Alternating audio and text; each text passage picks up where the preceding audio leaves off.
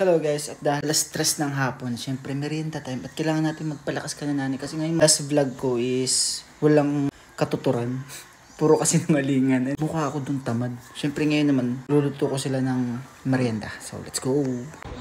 Lea, ano gusto mong merienda? Oh. Tatay, ano gusto mong merienda?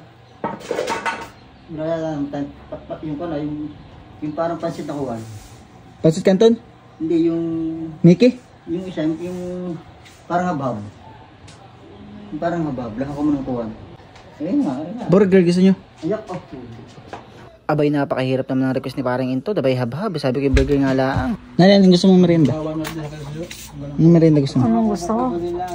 Habab daw. May habab baga dito. Ayun, meron pa. Nakuha ko na nga pala itong habab at magluluto tayo ng habab for today's video. Pero hindi ko na kung kompleto yung ricado namin dito. Nanay, may gulay ka dito na panlawak sa mga sa pansit, sa habab? Wala nga.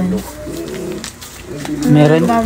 At itong sinanay nga ay pangitingiti, akala nagbibiro ako, hindi niya lang may magsisibag nga ako for today's video. Opo, ay nagsimula na nga ako kumuha ng mga ricado at nakita ko itong sibuyas na parang patubo na, gusto ko na lang mga itanim. Huy! At syempre ang kapatid ng sibuyas ay bawang. Opo, at nagsimula na nga po ako ditong gayatin ang mga ito at baka gayatin pa ng iba. Huy! Bakit nagpaparinig? Abay, habang naghihiwa nga ako ng sibuyas at bawang ay bigla akong naalala, wala pa ako inihahandang panlahok, ay agad ko naman tinignan dito sa rep namin kung alin available. Abay, tinignan ko may pugita, may pusit, may hotdog, ay baga dito ang pwede. Ay pwede na siguro itong kaunting karning ito at nakita yung masarap na may lahok na kikiamhan o kaya ay fish ball, o kaya ay squid ball, o kaya ay chicken ball, ay lahat na ng ball, pati basketball. Hupo, huy! Ay halos lahat nga ito bongkalin ko na yung mga narito. Wala akong makita ng squid ball, o kaya ay fish ball, o kaya ay kikiam. Ay nakita ko itong chicken na lang na ito. Ay sige, ipalag na ito. Abay, frozen naman tong manok na nakuha ko. Ay napakatigas, uhi. Abay, pwedeng ipandurog ng paminta. Ay talagang wasak. At sinimulan ko na nga palang pakuluan ito para madaling himay-himayin. At isinalin ko na rin nga pala itong laman ng kawali dahil dito ako magluluto ng ating pansit habhab. Opo, ay naking gusto ko na lamang mamahaw at naking masarap itong ginataang manok. Ay talaga napakasipag at pinunas-punasan pa ang mga pader. At ngayon nga po ay matutunghayan natin ang pagluluto ko ng habhab. Ay nakiwala itong patutunguhan. Abay, pati ako'y napapatawa sa akin sarili. Siyempre ating titignan na itong ating pinapakulo ang manok. Kung ito'y lumalambot na nga ba, nagtatalsikan pa, kapupunas mo lang, ay nagtalsikan na naman. Huy! At ilalagay na nga pala natin itong langis. Opo, langis po ang tawag namin sa mantika dito sa Quezon. Huwag po ninyong pakikialaman at baka kayo magarutay. Ay talagang maghahalo ang balat sa tinalupan. At kinuha ko na nga rin po pala itong ating pansit habab para po ma-ready na po natin at maayos na po natin yung mga ano po. Huy! Bakit inantok? Abay, kayo huwag tatamad-tamad at ikaw nga ay masipag for today's video. Hindi na nga ako magkamayaw at kaliwat kanan ng aking paghalo. At nagdalawang isip pa nga ako dito kung alin nga bang inuuna, bawang o sibuyas. Ay parang naisipan ko yung sarili dapat ang inuuna. Huy! Bakit ang parang uwi ka na naman diyan? Nilagay ko na nga rin pala itong toyo na parang jowa mong tuyuhin at nagdagan ko na rin ng tubig. Abay, parang napaisip pati ako at parang napadami yata. Abay, parang tinula yata ang kakalabasan. Padami yata ang sabaw. At nang kumukulo-kulo na nga, inilagay ko na nga itong pansit habahab para naman tayo matapos na dito sa kalukuhang ito. Huy! Pagkalagay mo na nga dito ng pansit ay hayaan mo na itong masunog ng ilalim para bibingka ng kalabasan nito. Huy! Hindi! At talagang may patikim-tikim pa. Kala mo na may napaka-professionalism na ito. At habang inatay ko nga lumabot itong pansit ay may nagkakaingay sa tabing dagat. Ay syempre, titinan natin kung sino ba itong mga ito. Ay nang matanaon ko ba, nagkakabakawan na pala ng mga isda. Abay, libang na libang ang bata at nakalimutan na yung niluluto niyang habhab. Abay, muntik na maging bibingka. Sige, lagay yung tubig, pati toyo na mahabol ang lasa. Himay ko na nga rin pala itong manok na nakahilaw pa at may yelo-yelo pa. Abay, talagang hindi kinaya ng pagpapakulo. Ay sige, ating igisa. Talagang nagpapakita ang gilas pa at may camera ay.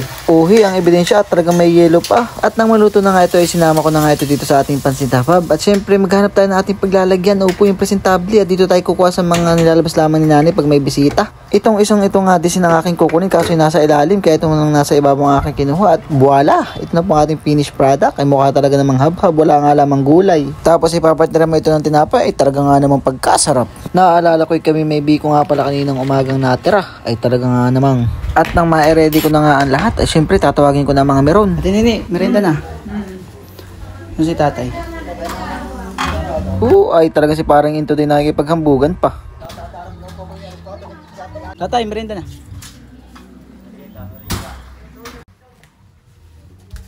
Nanay, merienda na. Maigi naman, salamat. May merienda na. Ay tara, at sisimulan natin ng husgahan. Siyempre tayo ang mauna, tayo nagluto para naman tayo may mabago pa kung sakali man. Tapos ipapartneran mo ng biko ay pagkainam.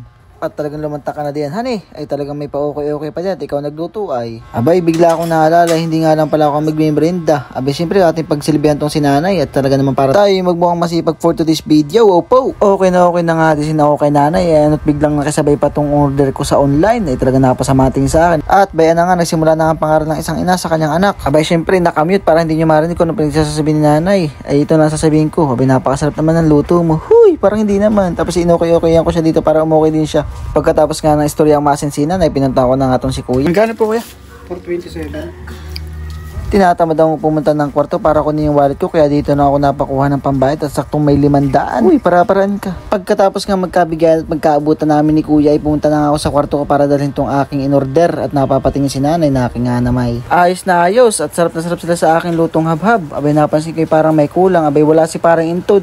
Abay, gusto pala yung may grand entrance pa siya. Abay, ano nga, may pagkaway-kaway pa. Sabi ni tatay, kayo kanina pa, edi ngayon ako naman ang babanat. At hindi na nga pinatagal ni tatay at kanya nang hinusgahan ang aking luto. At tinatanong ko kung masarap, abay walang imik. Ay, talagang igi na yan at may piga pa ng kidya.